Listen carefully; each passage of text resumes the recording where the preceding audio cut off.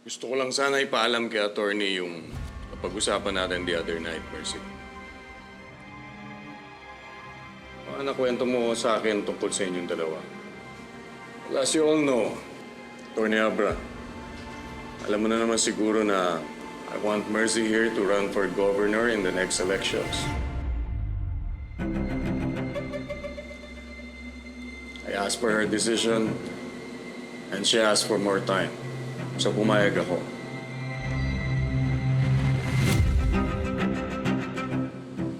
In the meantime, she wants you, Attorney Abra, to continue providing her with more knowledge regarding local governance.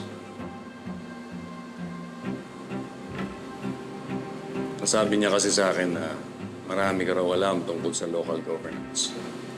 So dito ka na muna mag-uopisina para matulungan mo si Mercy. Are we clear? Crystal clear, Judge. Well then, hindi na rin ako magtatagal. Bye, Dad. Take care.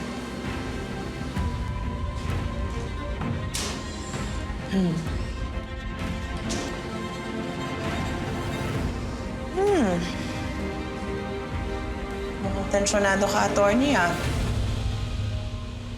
Rachel, pakibigyan naman ng maiinom si attorney kasi... Teka, wag kape. Baka lalong nervous yun yung bisita natin. Please, thank you. Okay, works.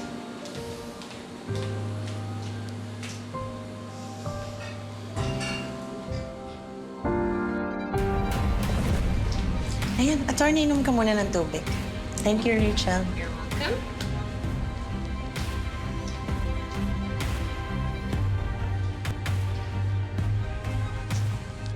Okay ka na?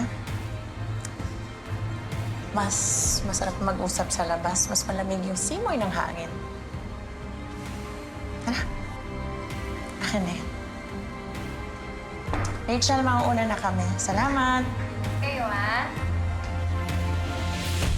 Carlo J. Caparas, lumuhod ka sa lupa.